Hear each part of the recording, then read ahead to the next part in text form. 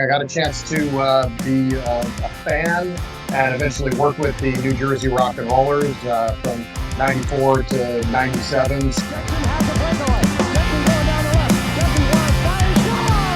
Probably somewhere between 400 and 500 in my collection right now. From Wow.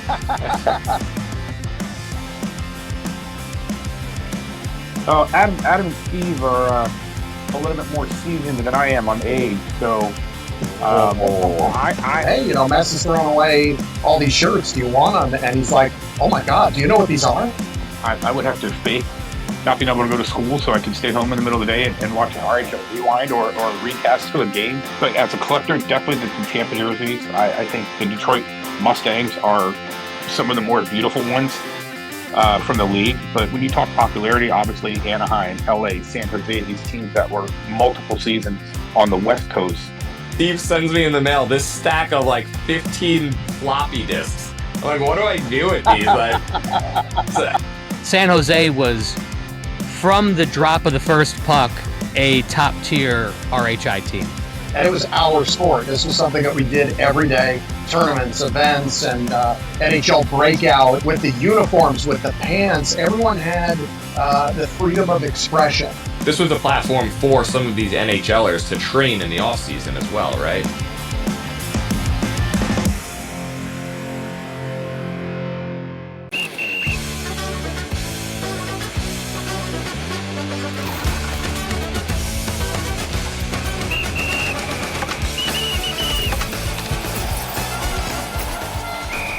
Get off the bench.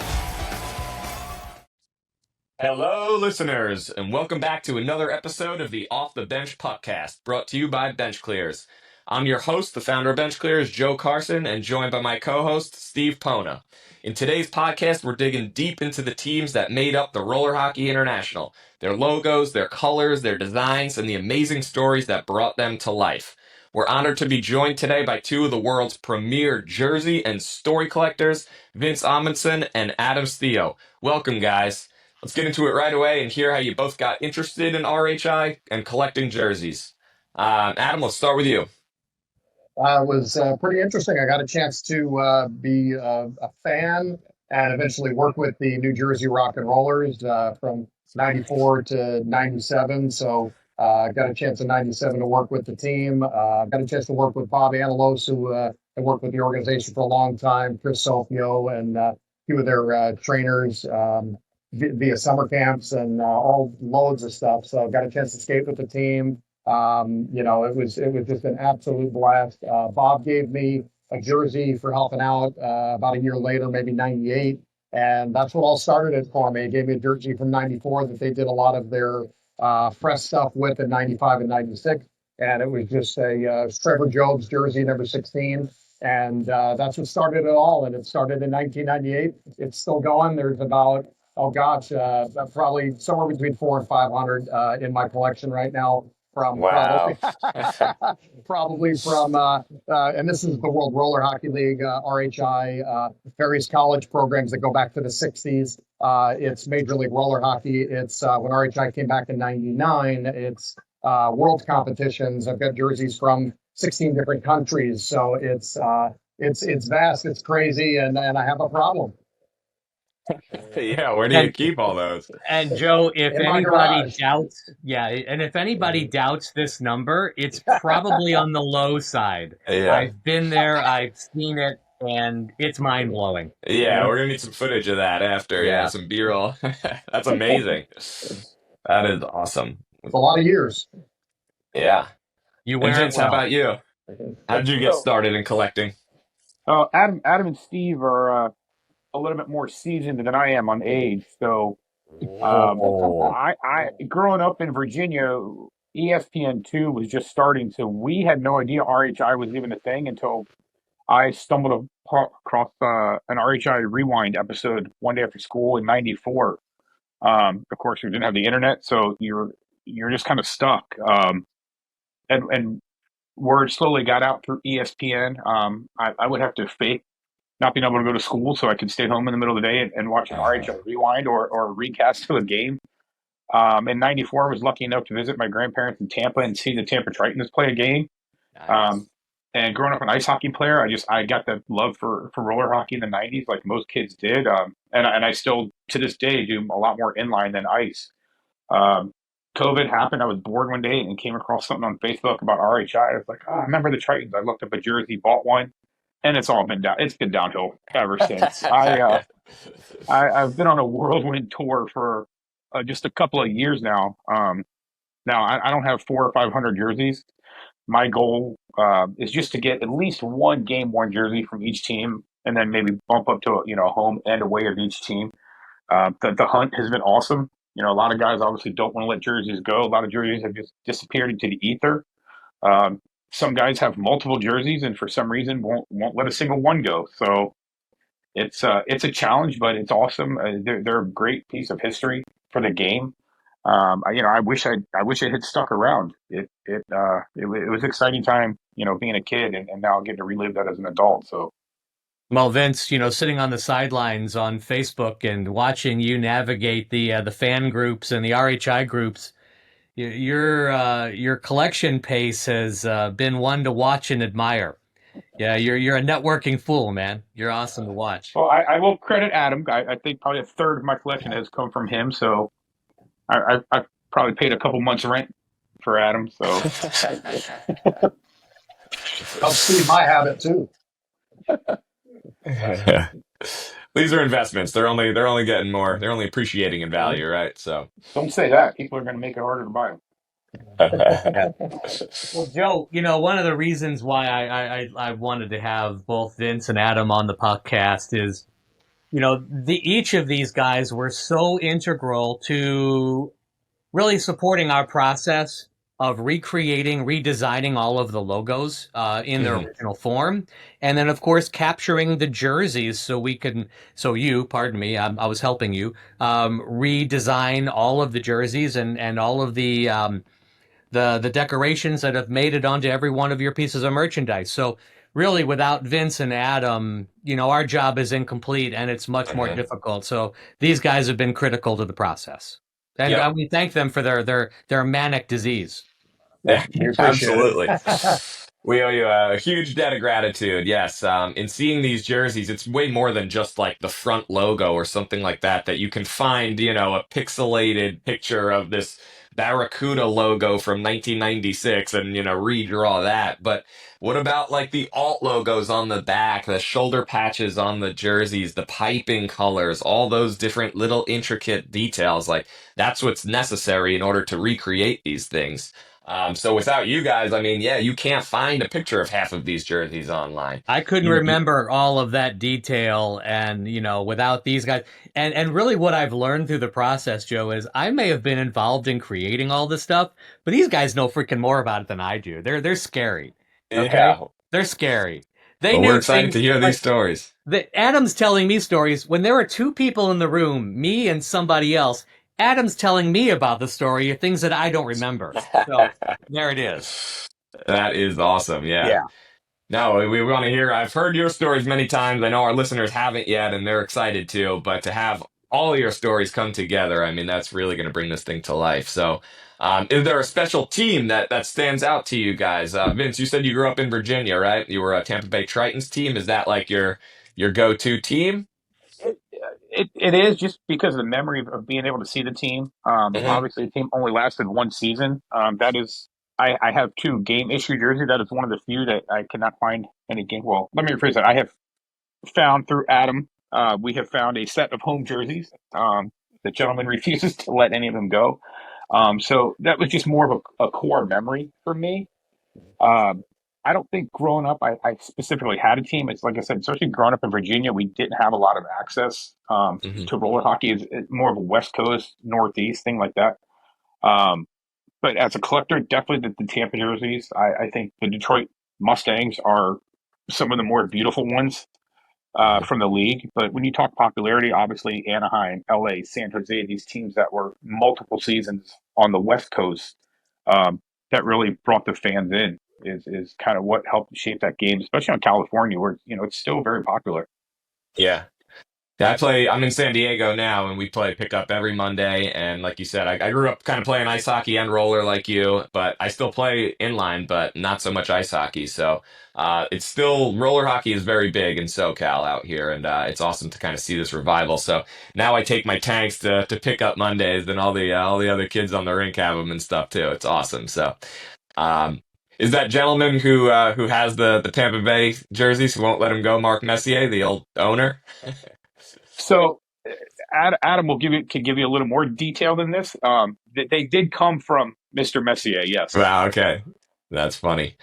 Yeah, it's a crazy story, actually. So the gentleman that has them is probably more an East Coast roller hockey legend himself. I know you love the word legend. A guy's named Tommy Smith, and he's won some national championships with Team Bergenfield and a couple other teams, out east. They're originally from New Jersey.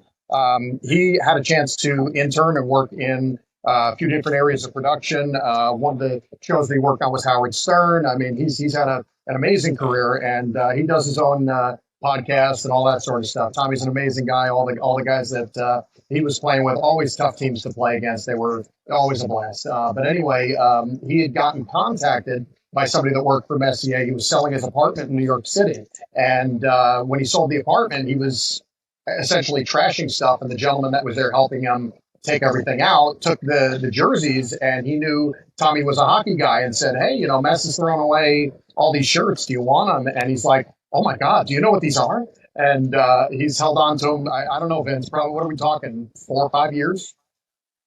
I mean, at least. Yeah. So we bug Tommy once or twice a year. Yeah, we bug Tommy once or twice a year. Hey, give me his number. I'll start adding him to my call list. I will send his information to you. I'll network on your behalf, gentlemen.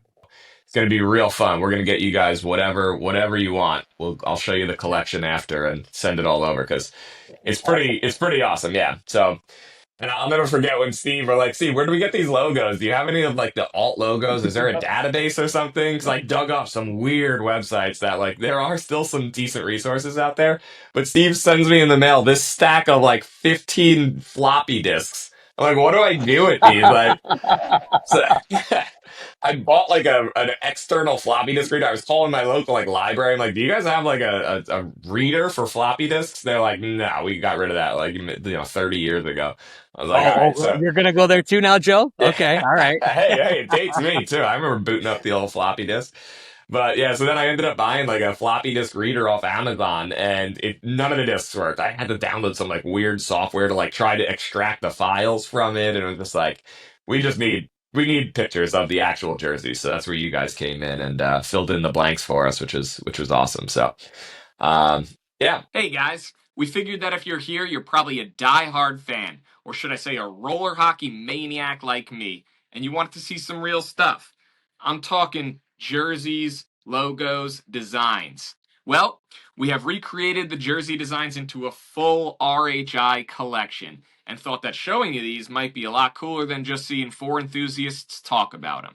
So next up, you'll see me showing off some of the cool 90s RHI logos that were recreated from some of those pixelated, low-quality mid-90s JPEGs. And if you're just here for the cool stories, well then skip on ahead to the next section. Either way, thanks for watching. Appreciate you. Well, cool. Let's keep kind of chatting about some of these designs. I guess we captured a lot of this, but if we want to go more team specific, okay. So, guys, what I'm telling you, the detail and the attention and the respect that these guys have given the logos and the jerseys, that's the reason I've given so much time to this project, because of what Joe's dedicated to putting into it. It's unbelievable.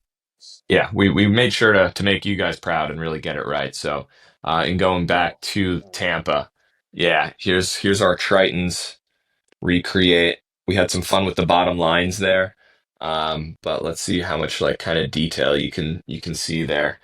This one was a tough one to match the colors. This was a team that actually had a few different versions of the jersey, right? It had like this is more of the tealy kind of seafoamy type green, where there's another version that's like a dark forest green. So we went with this version, and then here's our alt logo, the Triton on the back, taken from the man himself. Yeah, just really clean. what really sticks out to me from the RHI collection versus the NHL or AHL for the most part are these kind of shoulder lines. We don't. There's maybe one that I can think of. The Minnesota North Stars version has these, but that's another old one where we brought that back in the RHI collection, and it really makes the jersey stand out and pop. So, yeah, here's our Tampa Bay Tritons hockey tank. We also added the kind of, CCM or old jersey manufacturer kind of tag to the bottom. It's That's full. beautiful. Yeah. It's full sub That in is there, awesome. yeah. And again, these are full sub, full polyester mesh blend that these are meant to be worn and washed and worn and washed again. So, I've played with these already on our Pickup Monday Roller Hockey League a good amount of times now, and already washed them a ton, and they hold up. So, yeah, we're super excited to get these out to our fans, and get you guys keep adding to your collection. Keep that making you pay rent on your garage to keep some more. You might need a bigger garage. Well, Joe, I need to work. I'm gonna need to work out a little more to get some of those tank tops on, though. There you Body's go. not fit for a tank top. Summer's coming, man. Yeah, sure. When we were working on the creation of that logo, first of all, the name Tritons is just not only alliterative, but it's a perfect name for Tampa. And there was so much potential behind this. And I think you guys can see it. It's almost the excruciating detail is really reflective of the amount of thought that went into the logo. But we really had trouble communicating to Mr. Messier and the rest of the ownership that there was too much detail. This was too busy and it was going to be hard to replicate. But, these guys, they had their own mind and they were going to go with this. So this really didn't go through the full vetting process. And I'm almost thankful it didn't, because it kind of has its own vibe, being that it's so detail rich. You almost look at this team like not the league itself, but the team in Tampa. It had so much potential. I think this name and this jersey could have been in the pantheon with Voodoo and Phantoms and and the other primary marks that really stand out, like Barracuda and Bullfrogs. But I will tell you my opinion, just outside of my love for the team. I think them and the San Jose Rhinos are two logos that, like you said, would have survived years, whether a minor league team. San Jose and Tampa, to me, really, a lot of those leagues were very, I don't want to say cartoonish in a way, but obviously different from the ice game. But those two, to me, just stick out as these logos will stand the test of time. Just unbelievable logos. I agree. Yeah. And good addition with San Jose, because they're at the top of that list too. Yep. I mean, that's a good segue right into talking about the Rhinos here. This team, I believe you said, was owned by the Sharks, right? So they had kind of the resources to put into a nice graphic team here, and spared no expense on this one. I mean, this is just an absolute classic. The logo is obviously incredible, but this bright purple with these lines on the bottom is just unmatched. We love these ones. There was a guy named Rich Shillington was the owner of the San Jose team, but we had a lot of cooperation and cross-office support with the Sharks. And you got to remember too, the Sharks were a neophyte team, an expansion team in the NHL. Right. And they had captured the imagination of Northern California, and they really understood, like few other NHL teams did, what the power of cross promotion really was. So they put their weight behind the Rhinos, and we couldn't have been more appreciative. In fact, you guys may remember Roy Sommer I don't want to say he started his coaching career here, but he really kind of established his name here in RHI. And then, of course, he went on to have a fantastic hockey coaching career. But San Jose was, from the drop of the first puck, a top-tier RHI team. Yeah, and where do they play? 100%.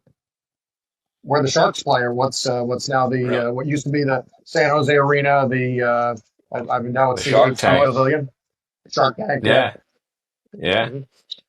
That's awesome. Yeah, the Rhinos And championship stampeding us there. goaltender, they won the championship in '95. Goaltender for the team was John Gustafson. John's now an executive with the Sharks, and I believe he's in charge of their either their practice facility or their minor league arena, I believe, up there now. So yeah, he's been working with the Sharks since he retired.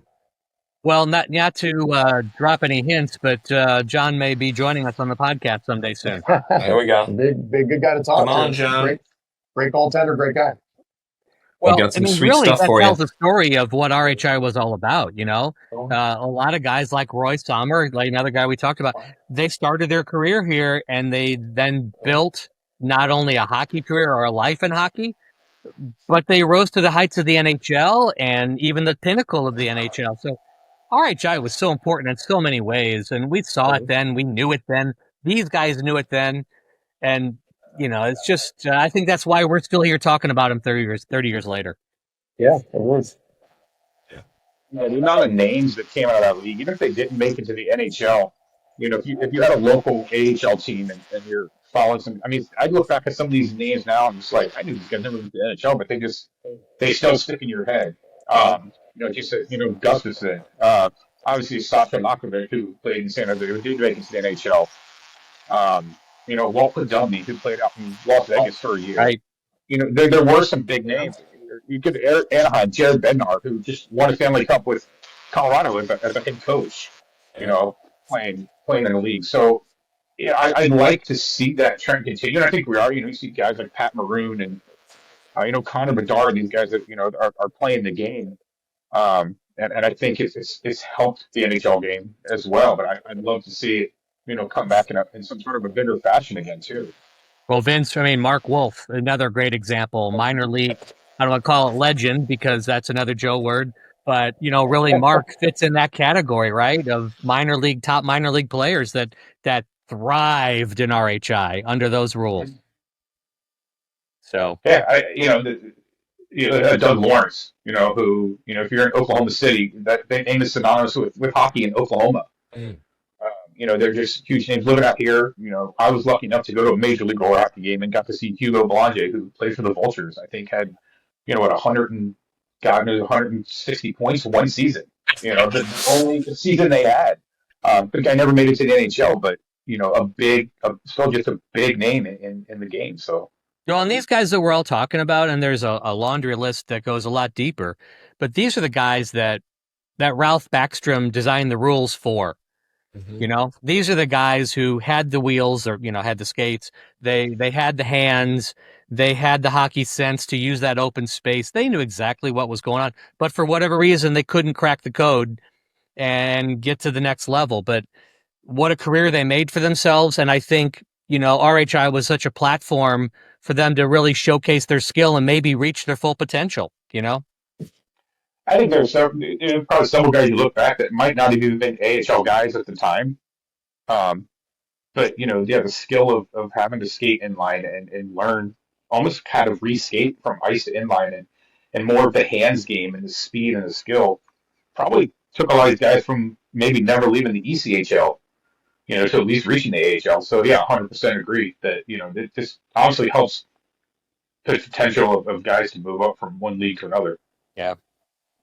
Yeah, and we touched on this on our last episode, last time we were talking, but this was a platform for some of these NHLers to train in the off season as well, right? With the summer league, during their off season, they could still get in the skating training, and like you're saying, work on their hands and kind of hone a different part of their game during the off season. So.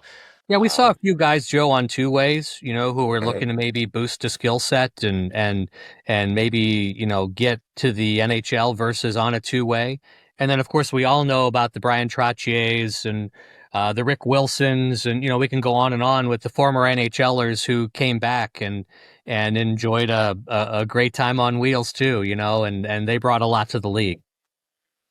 Yeah. Wish I could see those guys again on skates today. That'd be pretty I bet amazing. they wish they could still skate on. Now they've got two wheels on the front, but anyway, sorry. Yeah. Edit that. Yeah. No, that's good stuff. All right, let's move to another team. Cool. What else did I have here? You want to talk the skates? Oakland Skates. Oakland Skates. I just love this one. This is a team that I do not remember. I've never seen this logo before until we started working on it together, and absolutely love it. These colors Doug Lawrence together was there are too. so great. I mean, the logo is excellent. It's just plain and simple and great. The colors of the actual jersey are so nice. Glad they It's switched to just that. yeah. It's just a nice, crisp colorway and logos. Well, Adam, to your point, Big fan of these guys. Oakland was a last-minute addition in '93. And Larry King, who was one of the founders of RHI, was the primary owner of the Oakland Skates. And I think he kind of begrudgingly agreed to put a team in Oakland and operate it. And so there really wasn't much time to create an amazing logo in '93. But thankfully, when they saw that the team had some roots and had a nice fan base, they put some effort into redeveloping the logo and came up with this. I don't know why you guys hate on the '93 logo. I think it's gorgeous. Vince, that tells us everything we need to know about you. Good thing I'm not going to Virginia.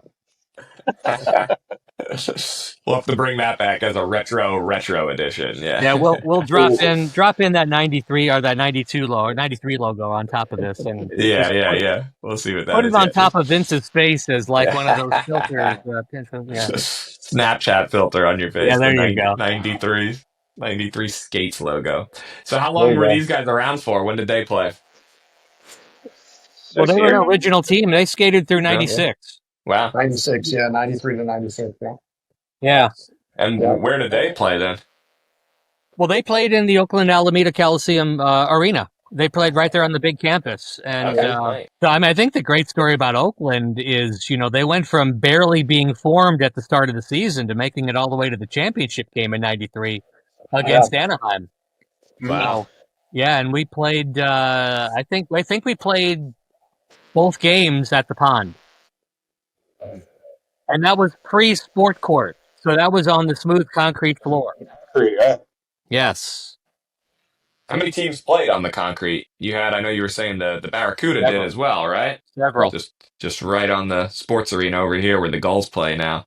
When I go and see a Gulls game now, I try to envision, these guys skating around just on the surface of the sports arena, or Pachanga now. But. In San Diego, they laid roll-on. So I think San Diego had the fastest skating surface because the players were able to grip on roll-on better. But when you fell, you stuck. Ask Danny Shank about sticking. But I loved watching games in San Diego for that reason. It was typically the fastest in '93, '94. Yeah, and if I remember, I think being in Tampa, they also played on like a roll-on. It almost looked like a surface you would lay in your garage. It was almost an ice-colored floor. It was very light blue. Yeah. Looked like a roll-on as well in '94. But and if I remember correctly, Adam, you can correct me if I'm wrong, but I believe at one point some of the teams had to put like Coke syrup on the surface of their concrete because it was too slick to add grip to it. That was started in Anaheim. Okay. Yeah, they took the when you have a fountain soda, you blend the syrup with basically the carbonated water. Right? Yeah. Well, they didn't use the water; they just used the syrup, and they had a sprayer, and they sprayed the concrete floor for added traction. And that's exactly what the championship game, the Murphy Cup in '93, was skated on, was a Coke syrup floor. Yeah, that is wild.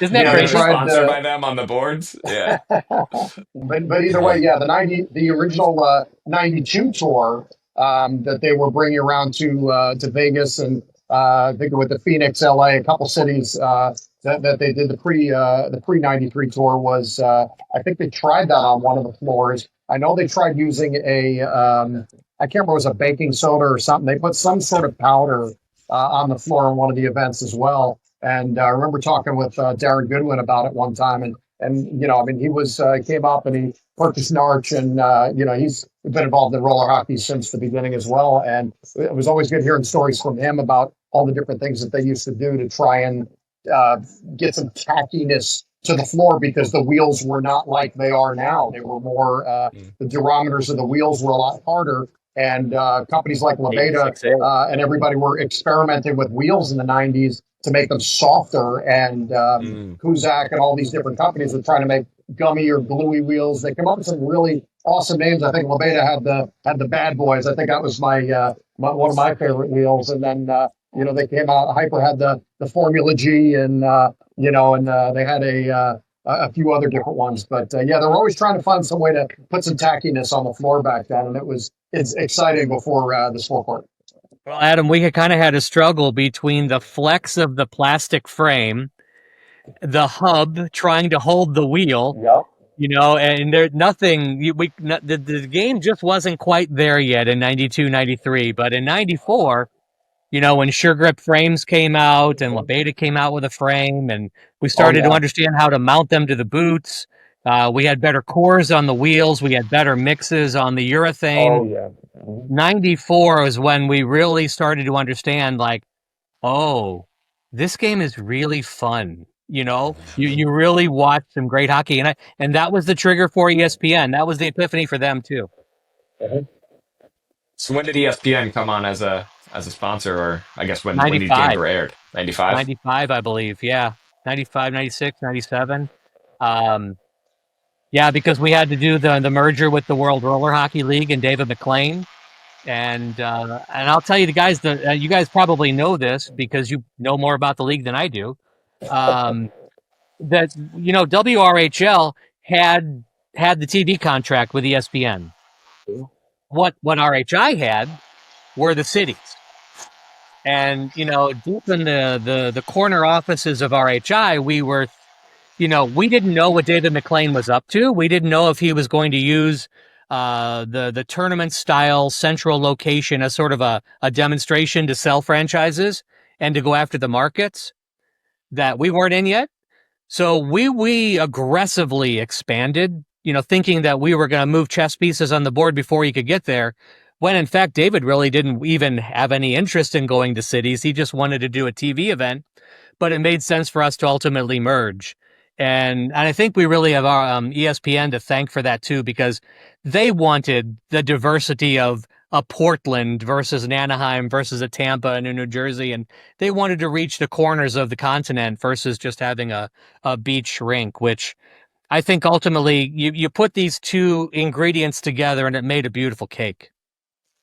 I think ESPN actually, I believe ESPN, I think, took over in 94, because I do recall watching the Murphy Cup final of Buffalo and Portland on ESPN. And I remember it was World Roller Hockey League. That's the first roller hockey again I saw on TV coming home from school one day, just flipping channels. And all of a sudden, I'm looking through it. I'm like, what is this? These guys, they're playing hockey in shorts and shin pads and plastics, and they've got goals that are 7 feet wide. Yeah. And it was 2 parts to the season. They played one part on, I guess, almost looked like a tennis court, concrete surface, and then sport court. So it's almost like they were kind of a test league too. And then, out of nowhere, like I said, 2 years later, I'm home and there's these guys playing full contact roller hockey in NHL arenas. You're like, what? This is amazing. What is going on? So it was good for ESPN. Like I said, unfortunately, a lot of it was ESPN2, which was new for ESPN, and where I was with a smaller market, our cable company just didn't offer it. So it's a great, in that aspect, the game didn't reach as many people, I think, as it could have, given that ESPN2 carried so much more of the live games. Yeah, in 94, guys, there were a few teams that actually had local TV contracts. I think Tampa was actually one of them. But either way, there were a few that continued those TV contracts as well and also did a co-op with ESPN. But there was plenty that had TV contracts from 93 all the way to 96. Yep. No, thanks for refreshing my memory on 94, Vince. You're exactly right. In my mind, I kept thinking we had expansion before TV, but I think they came at the same time. So, yeah, thank you for that. Was there a set schedule of teams and games that were going to be aired, or was it like playoffs only, or how did that work? How many games were aired in total? Well, we had a game of the week, so I think Okay. we had 24 games Nice. by the time we had regular season and the introduction, but and the intro of our first couple rounds of the playoffs. But of course, they carried the championship live. I remember every game was live. So ESPN was an amazing partner to RHI. I mean, really, we wouldn't be having these conversations had the games not lived on YouTube and we were able to check in on them for the last 30 years. But yeah, ESPN was so critical to the growth. But what they gave a great production. You guys may remember too that we did a lot of experimentation with RHI games. We were the very first league to mic up players. Who were playing the game. We were the very sorry, and coaches. Well, I was going there next. Yeah, we mic'd the coaches, and we did in-game interviews with the color commentator at the bench, and then we were also the first league that had color commentators on the floor and not in the press box between the benches. And so those things are all common now, but they were revolutionary in 94, 95, 96. They were really cool. Also, you have to credit RHI with the the shootout now in the NHL, which you can go one way or the other in NHL how you feel about it, but that was never even thought about in the ice hockey world.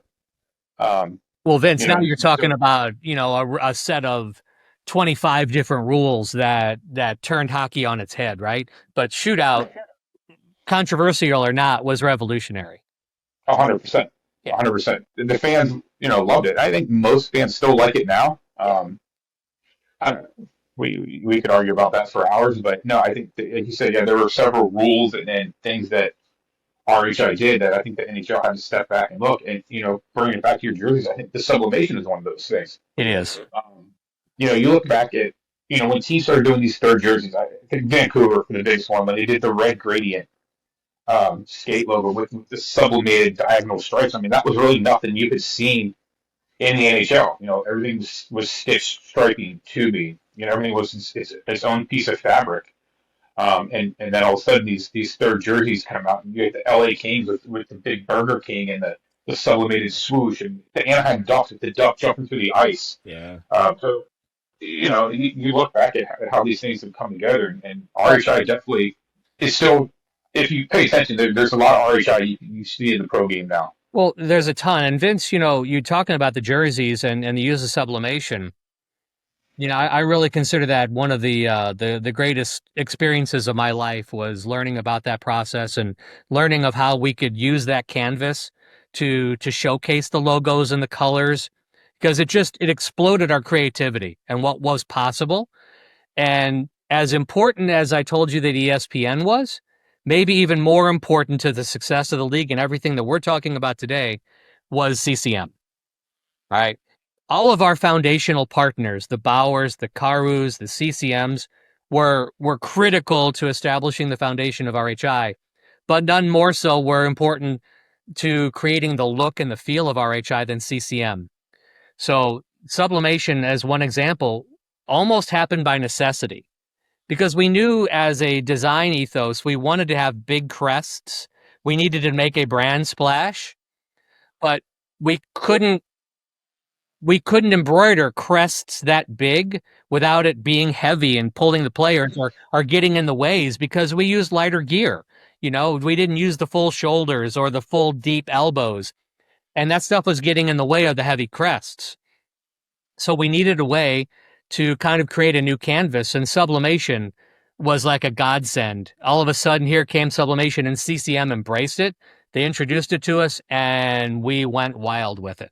So it was kind of a synchronicity of all of these great innovations coming together at the same time, and RHI was just the stage to present it all. As much as I like the sublimation as a collector, I mean, these are full on heavy crest. Yeah. Logo, you look at the LA Jaws or Denver or the Jackals. Yeah, I mean, there's no way. Yeah, there's no way you embroider that. Exactly. Look at that. Isn't that beautiful? And there's no way the NHL uses that, you know? Right. But, another innovation that we developed with CCM, well, a couple of them off the top of my head, the tail at the end, the tail on the backside. So instead of having the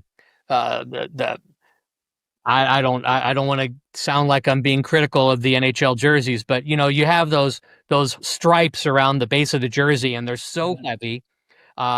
They're not complementary to a silhouette of a player. And so as we're designing the brand and we're looking at the feel and how we want to present the game, we wanted to have some sex appeal. We wanted to create a nice silhouette of the players to show off their athleticism.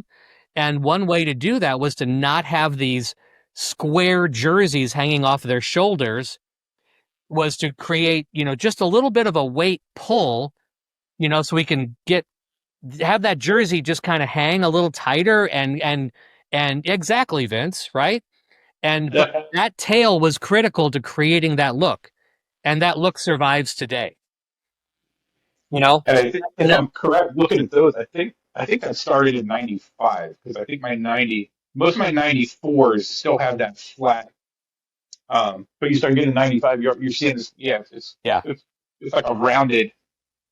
It's not a straight across. And the reason for that, Vince, is that CCM had already invested in the shells, and for some of those teams, so they had them in inventory. We couldn't scrap them; we had to use them. And then as new teams came in, we had the freedom to create new shells and new templates. So great insight. It did start in '93 because the Bauer jerseys were made like that. The actual cut of the jersey was a little bit different. So when you went to CCM and started working on the actual body style, the CCM jerseys actually were cut and looked a lot better to make that. The old misconception back in the day was, the reason they put that on the roller hockey jerseys was simply to make the players look faster, because when that tail would flop in the back, it would make all the roller hockey players look faster. And it's a total misconception, but it was always funny hearing those stories over the years about how that tail made everyone look quicker than they really were. But yeah, that was always fun talking about that over the years. All right, so right now there's a guy named Pete Davis who was critical to Bauer's relationship. Bauer roller hockey. Yep, That's right. He was critical to our relationship with RHI. Pete, I sincerely apologize for forgetting the tail was introduced by Bauer. Mr. Davis, please accept my apology. There it is. It's on the record. Adam talk about it. Is that? How do we just hit the edit button? Where is that? No.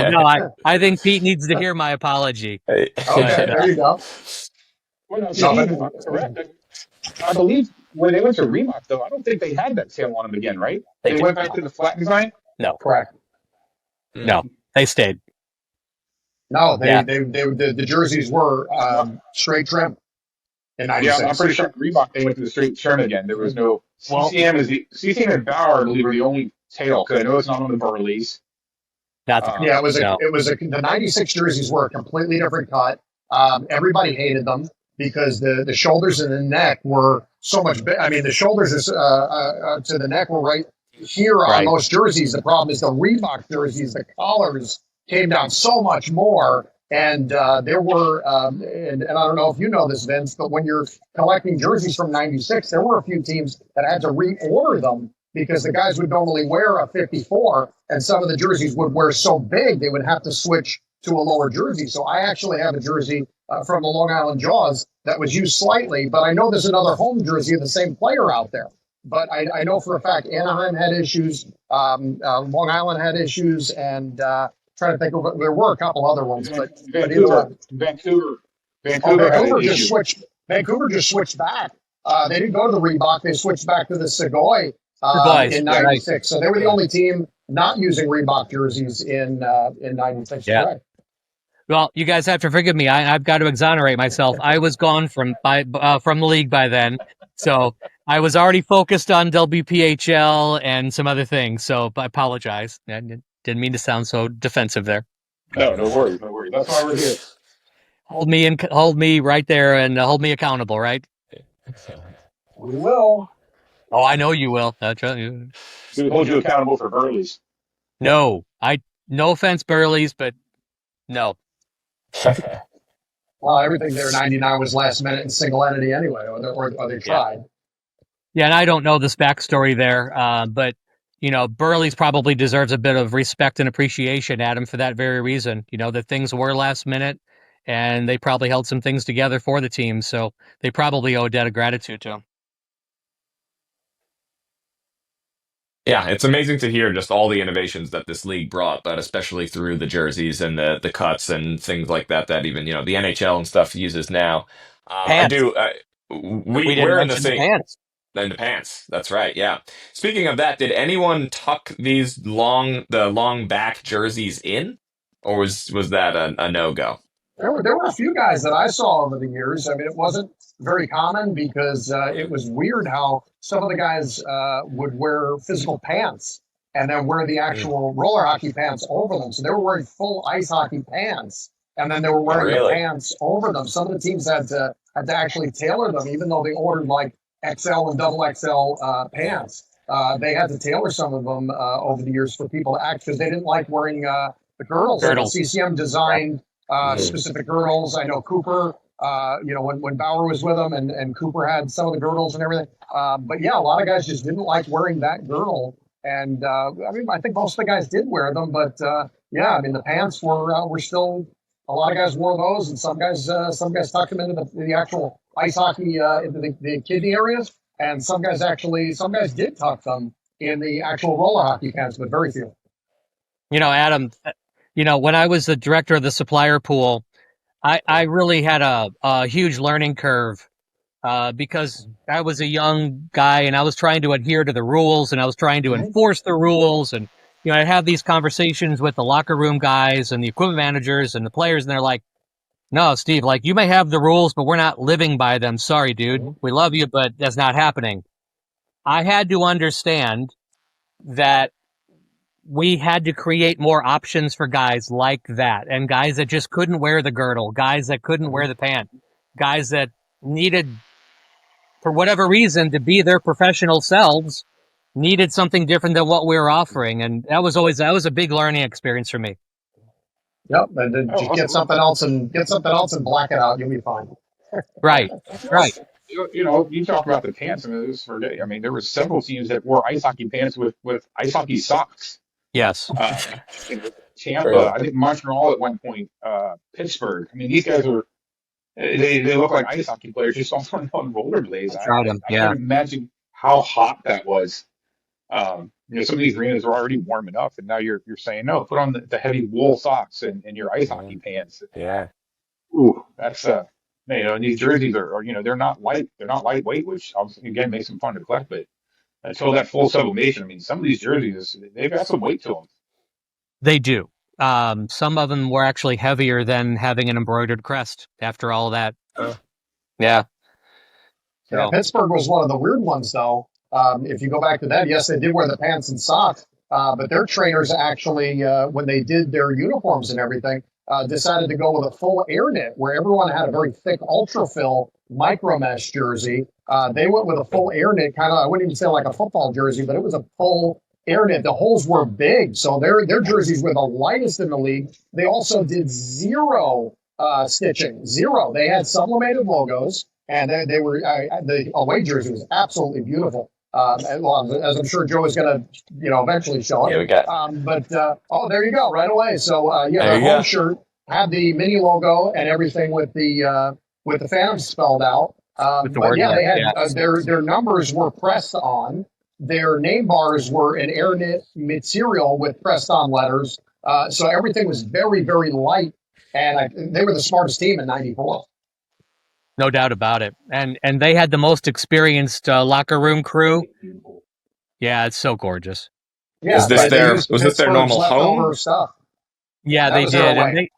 And Adam, to your point, I learned a lot from the Pittsburgh bench crew and locker room crew because they were so experienced and they were practical.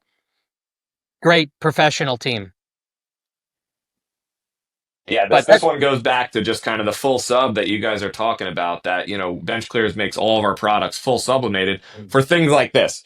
You can't really embroider this. I mean, this one is massive. This takes up the entire tank, That is as it beautiful. should. I mean, that is just straight out of a comic book. That's Incredible. on the Voodoo Rhino Tampa level. Yeah, yeah. Yeah, it is. Another full sub that there's just no way to recreate this through embroidery, No. right? So Uh, this is full design across the Herrick did a good jersey. job on Denver and Orlando. Those are just wow. Yeah. Yes. The fire everywhere, just Toronto was the first full sublimated team, correct? Because they had the Bauer jerseys, but they had no air conditioning in their rink. Right. And if I remember, Steve, you were saying they were given a pass to use the Quebec brand, They which were. was a full sublimated numbers logo. I believe the names were stitched. Those are probably the absolute hardest jerseys to find. Yeah.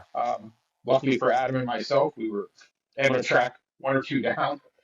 Um, but yeah, I think, like you said, Toronto, in fact, if I remember correctly, had to play their playoff games in LA because their arena was just so hot. They just, so huh.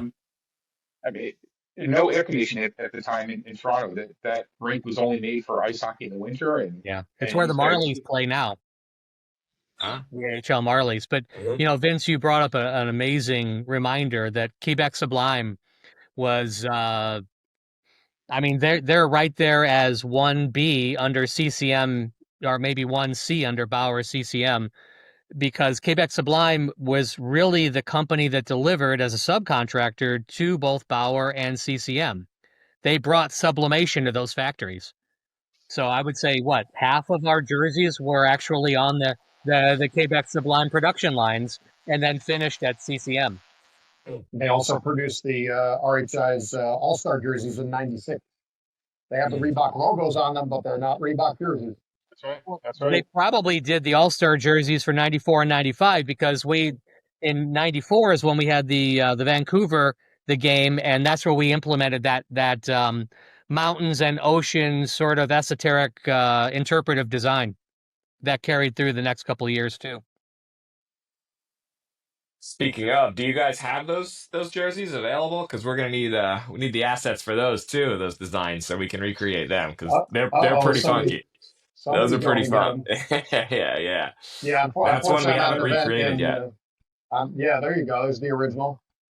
Oh yeah, that's beautiful. That's the Vancouver year. You're lost in your green screen, Steve. Yeah, I Yeah. see it. There we Sorry, go. but yes, I have it. Yeah, we're gonna need those. That'll be a fun one to recreate. Yeah, Special edition. I wish I wasn't in Nashville at the Make a Wish event, and I could have pulled out so many for you. But I guess we're gonna have to get on another one of these and maybe pull out some of the many in the garage for you. We'll do another one from Adam's garage. Yeah, I don't live know from about Adam's garage. We love it.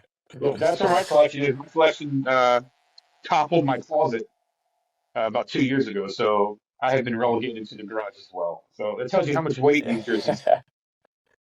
Yeah, right. That is So, awesome. guys, Yeah. let me ask you a question. And I'm Adam. You and I probably talked about this when we were doing our photo session. But what what was that trigger that said I'm going to start collecting? I mean, I saw it in your eyes, Vince, when you were talking about the story, of getting your first Tritons jersey. But what was that trigger that just said, "Oh, I'm in. I got to go." For years, especially after eBay came out, I remember just sitting on eBay one night. I'm old school. I'm stickler from the '90s, just the NHL logo. Like I love the Kings old purple logo. I would sit on eBay, just search, the old purple, hats, pop, whatever it was. The Canucks, big fan of the old skate logo. And even back then, I would search, I'd look roller hockey. I'm like, oh man, this is so cool, such a league. But it meant nothing other than just looking at it. Like I said, I found the pro roller hockey page on Facebook sometime around COVID, and asked, hey, does anybody have these jerseys? Nobody ever had them. I found the two on eBay that were game issued, not game worn. Bought those. Nathan Turner, who I believe is in Australia, I bought a couple just replicas from him. And I was just like, you know what? I was like, these are cool, but if I'm going to spend the money on jerseys, I want the real deal. And it was all downhill from there. I think my first one was an eBay, um, Oklahoma, no, Cobras, the Phoenix Cobras. That was on eBay. I wrote, and I bought that. And I just remember open it up, and just that '90s feel, that air knit, that I was just like, oh, and it was all. I was like, I need more of these. And somewhere, in the crosshairs, Adam comes along and says, "Oh, I've got everything you need." Adam's basically the Pablo Escobar of jerseys. Yeah. So I'm selling them for if you triple. made if you hey, look, to be fair, Adam has been very gracious in some of the prices, and there are some guys out there who they're just trying to make a profit on these things. I mean, there's still several on eBay, listed for $1,000, $900. Sasha Lakovic, who again we talked about earlier, his Oakland Skates autographed jersey is on eBay for $1,800. The jersey I'd love to have, no way in hell I'm spending $1,800 on it. But no, most of the guys and even several of the players, I've gotten some of these jerseys from some of the players who you just say, hey, we just love the fact that somebody is interested in these things. They're just sitting in a bin in my garage. My kids don't care, or I'm a single person, and what am I going to do with them? So yeah, it's just once it started, it's just been an absolute whirlwind of just a piece of history that I love having. You do have Adam, that, yeah. Adam, how did your RHI jersey habit start? Well, I mean, I obviously I fell in love with the game. This was something I could do out in the street with a bunch of friends. We can go down and play at a basketball court. We can take over a tennis court. We can do so many things. And then a family brought roller hockey indoors in New Jersey. Inline Skating Club of America morphed into the acronym ISCA, which is still run by Dennis Jelsic and his partners, everyone down in New Jersey still. And great organization, great people, all the way through from when they started all the way back in '95. And skated at ISCA, skated all over the place, did all the tournaments and everything. And I fell in love with the RHI simply because it was something to go and do, and it was the professional level of our sport. And it was our sport. This was something that we did every day. This was something where leagues were starting to pop up, tournaments, events, and NHL breakout. And I mean, there were so many different things that we were drawn to. And then the RHI easily drew me with all the different, it was just the difference of the jersey. The lines weren't straight. Everyone was challenging all the traditional stuff. And I think that was easily the thing for me, was that the Rock and Rollers had a music staff with notes on it. And that was like, that sold me. When the Jaws brought a shark skating over a cloud, it was like, yeah, there you go with the musical staff and everything. I mean, Elvis was on rollerblades, the king on rollerblades. Yeah. But I mean, eventually, like I said, over the years, seeing all the different teams, the Viper had that snake-shaped V. I mean, and like I said, it was just the V-shaped design. There you go. The V-shaped designs of the shoulders and how the yoke of the jersey was set up on the shoulders like that. Edmonton had the actual lines; they were straight, and then they were like eventually cut off. Minnesota had angled lines that were just out of nowhere. That's a sharp looking logo right there. But that's the whole thing is just roller hockey. Everybody could do it different. And I think that was the thing, the uniqueness of what you could do, not only in the sport while you're playing or coaching or managing or anything, everything was different with the uniforms, with the pants. Everyone had the freedom of expression. And nobody ever said anything. When you used pink on a jersey, it was like, oh my God, that's fire. When you put orange and teal together and you put a horse with something on, and you became the Motor City Mustangs, and it was like the greatest thing ever. And the Cudas and the Rhinos. I mean, there were so many teams over all the years, whether it was World Roller Hockey League or whether it's a National College Roller Hockey team or it's just playing a NARTS or a Tours or State Wars event. You have the freedom to be able to create what you want to create. And there's so many great designers and great people out there and so many awesome companies like your Tidal Waves and your Unified Gamewares and, all these companies that you can contact to be able to produce an unbelievable uniform for you to use over a season. And I think that was the one thing that got me going in the 90s was if you were playing roller hockey, it was like, you're playing roller, and now it's a life. Now it's a passion. Now it's stood the test of time. And, as you guys know, I would love nothing more than to see it back at a big time level again. and it's one of the projects. Steve and I and a few other people we know have been hoping, to try and maybe bring back to life one of these days. Years and years down the road, maybe it'll happen. But we gotta make a wish, and that's what I'm at right now. I'm at the Make a Wish tournament here in Nashville, and we're gonna hang out, watch the Wish Cup here, and wish roller hockey could have a pinnacle again. Good on you for doing that. And it's that passion that you bring that's like that when we first found Steve and started working together on this, these were just really cool logos to start, right? Yeah. But then hearing the passion and you guys, this stories, bring it all together, bring it all to life. It puts me right back on the streets, moving the net when the cars are coming, playing a night roller hockey with whatever kid on the street can come out that day. And maybe we got a goalie, maybe we don't, but like just brings me right back there and brings all this back to life. And it is awesome. I mean, I see it again. I was saying we play a lot, and there's a lot of pickup in Southern California where I am now. So the sport is still thriving, maybe not at a professional level, but we would like to see that again too. Because my roller hockey team I got to root for now. The Barracuda are kind of have turned into the Gulls, I guess. But I love that. Piggybacking on, Adam said, it was the pro level of the sport we played. Now, a lot of us, that's when we grew up playing ice hockey. We all wanted to win the Stanley Cup. You're realistic. We weren't making it to the NHL, but pro roller hockey came around, and if you didn't have these players in your market, they were just guys playing roller hockey. And I think for a lot of kids younger my age in their early teens, like now you had a shot at a sport. Maybe you could play, you didn't know, but in your mind, like I said, a lot of these guys were not. These weren't big NHL names. These are just random guys playing the sport that you played in your street. And now suddenly, like, I have aspirations. I could play pro roller hockey one day.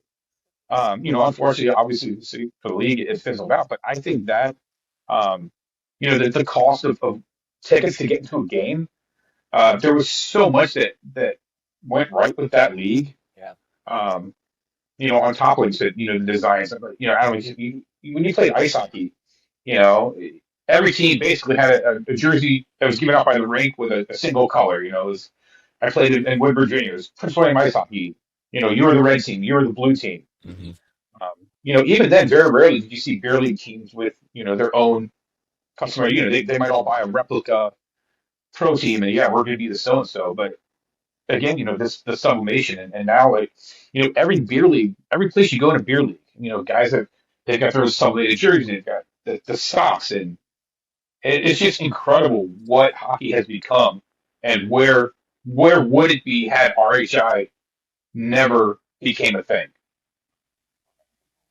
Well, Vince, your point, your observation about the aspirational nature of the athlete, the hockey athlete at that time, it became tangible. All of a sudden, you're right, out of nowhere, poof, there was an opportunity to go for someone to go from local rink legend to maybe being professional and living my passion. It was a pathway that nobody ever saw coming. And I think, to your point, it really triggered a deep connection with the game that never would have happened otherwise.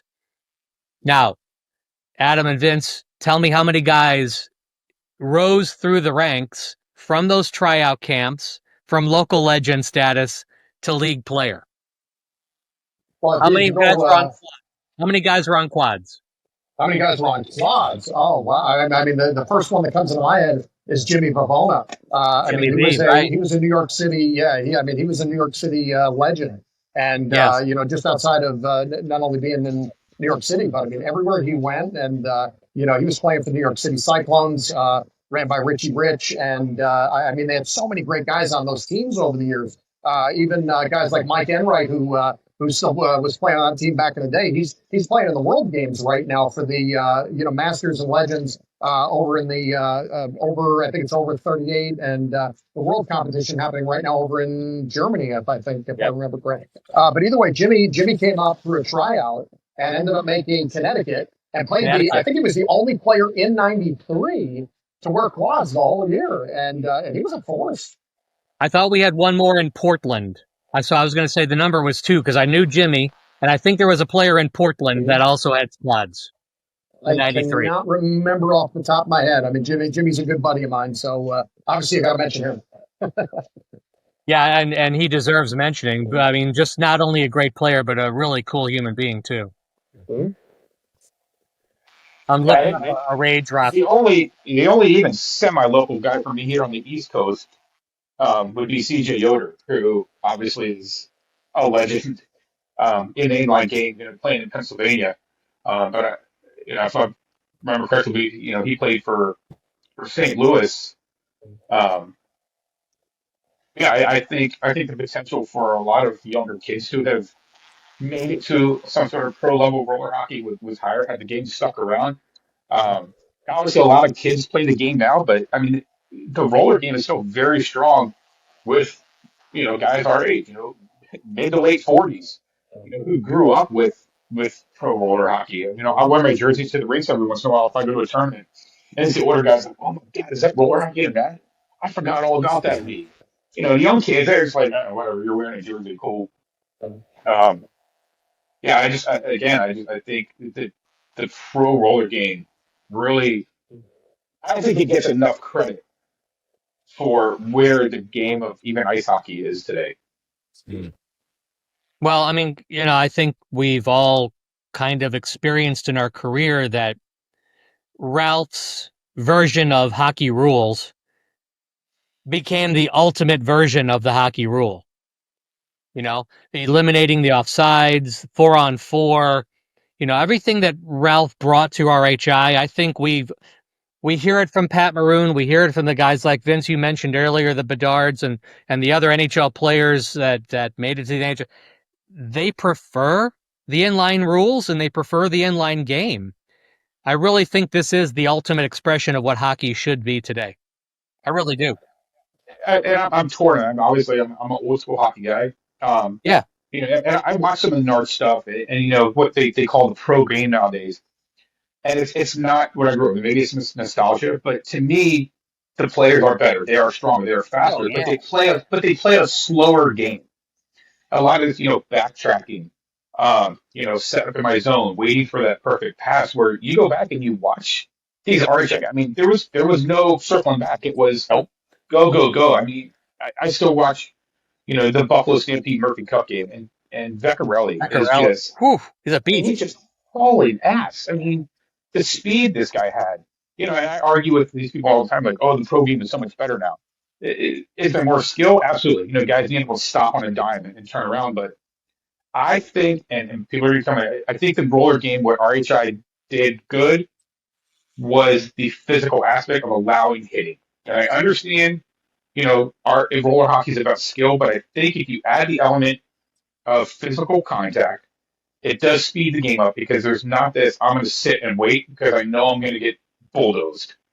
The fighting, again, you go back one way or the other. There were some absolute battles in RHI, especially these ECHL guys who couldn't catch up with somebody in the winter, so they met up with them in the summer. And I think that I understand what Ralph was doing. You wanted to appeal to families and kids, and you didn't want to have that aspect of the violence per se.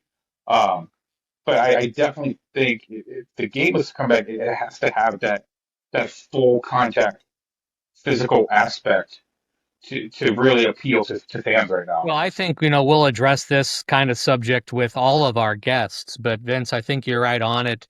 Yeah, but by the way, I think Tim Conyard, I just looked it up. Tim Conyard, who was the son of Bill Conyard, who was the owner of the Portland Rage. Yep. I think Tim was the second player that I was looking for. I believe so. I actually got my jerseys from Tim. I had one of their goalies from '90. They were the goalie from '93, and then I actually had Mike Risdale or Brett Abel or Lance Carlson were the goalies in Portland. Carlson. It was a Bauer jersey. I thought it was a goalie. I could be wrong. Yeah. But I got a '93, and I actually traded to you, Adam. Who was the big name for Portland in '94? Andy Rimshaw. Rimshaw. Yeah, I got my right. my Rimmer jersey that he wore in the '94 Murphy Cup from Tim, and had to work a trade with them. How about this stat line for Rimshaw? Seriously, how about this stat line? 22 games, 16 goals, 46 assists for 62 points with 98 PIMs. Nice. See, that is fantastic. And spending some time in the box. Yeah, That's an RHI stat line right there. I think he had over 100 in New Jersey the next year in '95. Oh man, we'll look that up in a future episode. River was a banger. It's a wrecking ball, yeah.